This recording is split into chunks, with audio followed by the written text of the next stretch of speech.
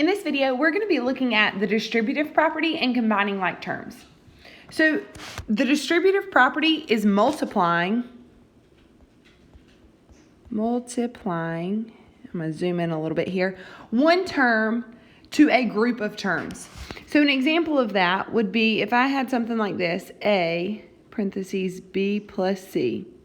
This is called the distributive property over addition because there's addition and so what happens is we would take the outside term and multiply it to every term on the inside.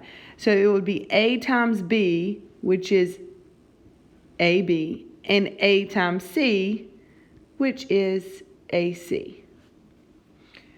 Combining like terms is the next thing that we need to understand in order to simplify expressions. But before we understand how to combine like terms, we need to define what are like terms. So like terms have the same variable and the same exponent on that variable. So an example of like terms could be 4x and maybe 3x, right? They have the same variable, which is x, and the same exponent. Remember, if an exponent isn't written, it's 1. So over here, unlike terms could be something like this. 2x squared and 2x to the third. They have the same variable, but different exponents.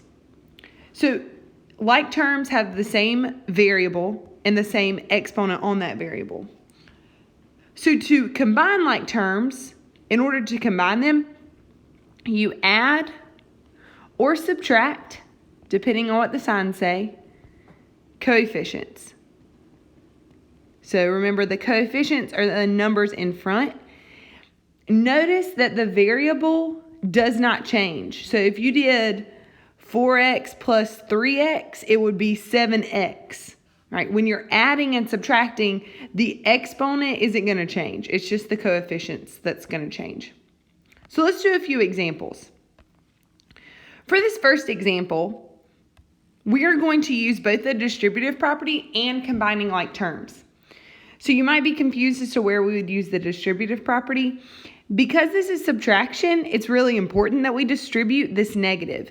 If it helps, think about this being like a -1 on the outside. So there's nothing on the outside of the first set of parentheses. You could imagine there's a 1, but a +1 multiplied throughout doesn't change anything. So I'm just going to copy this one down. 12r plus 5s minus 7t. Now I'm going to distribute this -1 to every term inside of the parentheses. So this ends up being -r. You could put -1r, but that one is unnecessary. -1 times 9, positive 9s, that ends up being -9s. And then a negative times a negative gives me a positive 4t. So I've distributed, now I have to combine my like terms. So the first set of like terms that I see, 12r and that -r. 12r minus r gives me 11r. Remember, if there's not a coefficient written, it's 1. The next set of like terms that I see, 5s and -9s. That gives me a -4s. Notice we're just adding or subtracting the coefficients while the variable stays the same. The last set of like terms that I see, -7t plus 4t, that gives me -3t. I have no other like terms in this expression, so I'm done. My final answer has 3 terms. 1, 2, 3. 3 different variables also. Let's look at our second example. Here, we also have to use the distributive property before we combine our like terms. And the reason for that is because the distributive property is multiplication. And in the order of operations, multiplication comes before addition or subtraction. So I'm going to start by distributing this -4x.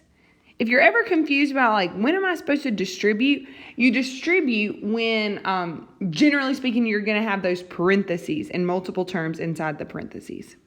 All right, so -4x times x is -4x to the second power. -4x times -3 is a positive 12x. and then this plus 2x.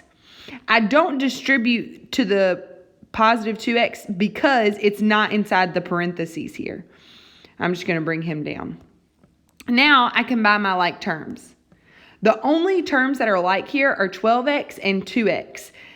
The negative 4x squared is not alike because, or not like to the other two, because it's got the squared exponent, or it's got the exponent. The square makes it different. So these are the like terms. When I put those together, I get plus 14x. And that is my final answer. I've simplified all that I can. The next example, we have two sets of parentheses, and here we're going to have to distribute twice. So I'm first going to distribute this 2. 2 times z is 2z. I'm going to put a little line in my z so I don't think it's a 2. 2 times 3 is 6. Now I'm going to distribute this 3. 3 times 5, that gives me 15. And then 3 times negative z is going to be negative 9z. My next step is to combine my like terms. So I have a 2z right here and a negative 9z. Those two terms combine to give me negative 7z. Then my constants here are 6 and 15. Remember, constants don't have a variable attached. Those are my like terms. They give me a positive 21. So this is my final answer. Just to remind you of some vocabulary, the coefficient of z is negative 7, the constant is 21, and there are two terms here. Let's look at this last example. In this last example, you can see that we don't have to distribute because there are no parentheses. So I don't have to do that. All I'm doing here is combining like terms. But as I do that, I'm going to put this in standard form, which just means the highest exponent's written first. So I'm going to write 4x to the third first. This guy did not have any other like terms because there's no other exponent on the x with a 3. So there's no x to the third on any other term. So the next one, 8x squared. So I also have negative 3x squared. So those two go together. And that gives me positive 5x squared. Now I'm going to combine negative 7x with positive 9x. Those are like terms because it's just an x. So negative 7x plus 9x gives me a positive 2x. And then lastly, I have my constants. Negative 2, negative 4 gives me negative 6. So I ended up having 4 terms here. 1, 2, 3, 4. And that is my final answer.